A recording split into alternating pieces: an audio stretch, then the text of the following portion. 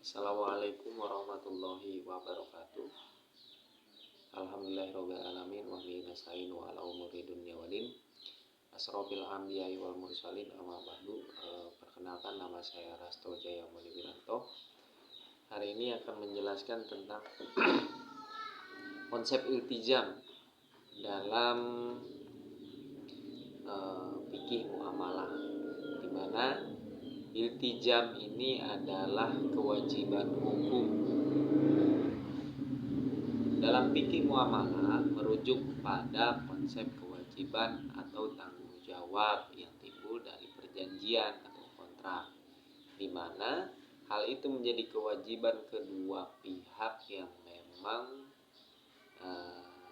mensepakati dalam perjanjian atau transaksi tersebut. Sumber iltizam pertama akad ya, terus yang kedua perjanjian, di mana akad adalah perjanjian yang sah atau yang timbul dari dua pihak yang sama-sama punya kewajiban masing-masing untuk melaksanakan apa-apa yang telah disepakati. Dan janji yang diberikan oleh seseorang untuk melakukan sesuatu di masa depan yang dapat menimbulkan kewajiban hukum jika janji tersebut bersifat pasti dan tidak ada uzur atau halangan untuk melaksanakannya. Terus karakter iltizam ya. Karakteristik iltizam ini terbagi menjadi dua.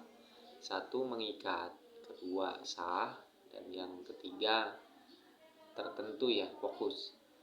Di mana iltizam harus jelas objek dan subjeknya sehingga tidak menimbulkan ketidakpastian di masa kedepannya, di mana untuk menjaga konflik ya. Terus iltizam dapat dicontohkan pada beberapa hal ya, pada beberapa hal transaksi, di mana di situ misal jual beli, sewa menyewa, ataupun utang piutang.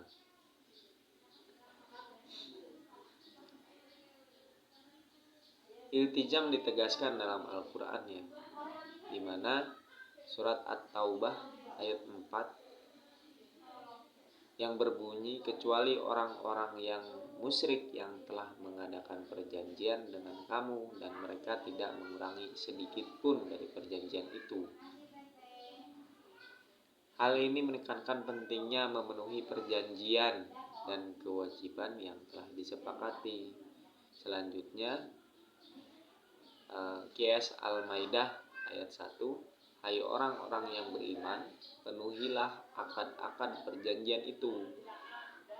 Ayat ini menekankan pentingnya memenuhi perjanjian dan kewajiban yang telah disepakati.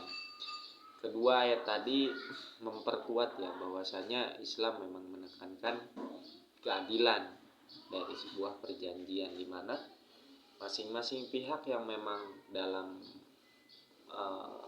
proses transaksi itu sama-sama harus terjaga lewat hukum, lewat iltizam begitu. Terus konsep iltizam ini memiliki peran penting ya dalam penerapan bisnis di era sekarang, di era modern, di mana ini bersifat seperti kontrak bisnis, kewajiban pemenuhan kontrak serta penyelesaian sengketa. Itu bisa penerapan sebagaimana berikut yang tadi saya sebutkan. Manfaat iltizam di bisnis modern ya sangat bermanfaat, di mana efisiensi, meningkatkan kepercayaan, dan menjaga masing-masing pihak yang memang dalam sebuah ikatan perjanjian atau kesepakatan. Di mana selanjutnya bagaimana prinsip iltizam tersebut relevan di kehidupan sehari-hari.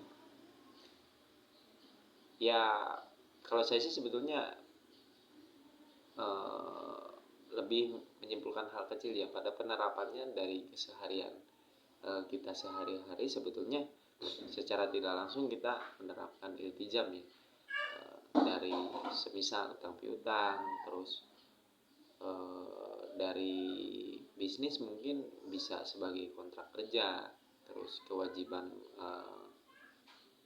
pemenuhan yang memang sifatnya wajib pada pihak yang memang kita libatkan, terus membangun kepercayaan dimana kita berprinsip pada iltizam, insya Allah kita akan terjaga dan pihak yang memang sedang bertransaksi atau berkesepakatan dengan kita, mereka pun akan merasa aman. Jadi secara otomatis pandangan mereka terhadap kita akan lebih dari sisi kepercayaan. Penerapan iltizam ini bisa dilakukan dari beberapa aspek ya sebetulnya. Contoh kayak bisnis, keluarga, lingkungan, itu sangat bermanfaat sekali, dimana manfaat ini terasa ya, sangat terasa pada saat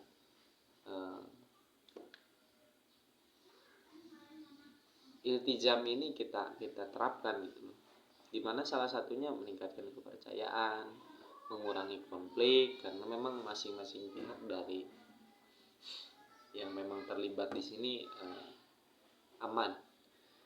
Terus yang ketiga meningkatkan efisiensi ya, karena ya efektif, dimana dengan satu kali akad, satu kali kesepakatan dengan pemahaman yang memang dipahami pada dua pihak, itu lebih efektif, dimana hal itu akan jadi ikatan selama transaksi itu berjalan. Saya rasa cukup. Mudah-mudahan video singkat ini bermanfaat ya, khususnya bagi saya secara pribadi untuk lebih dapat memahami, dan umumnya untuk orang yang melihat video ini.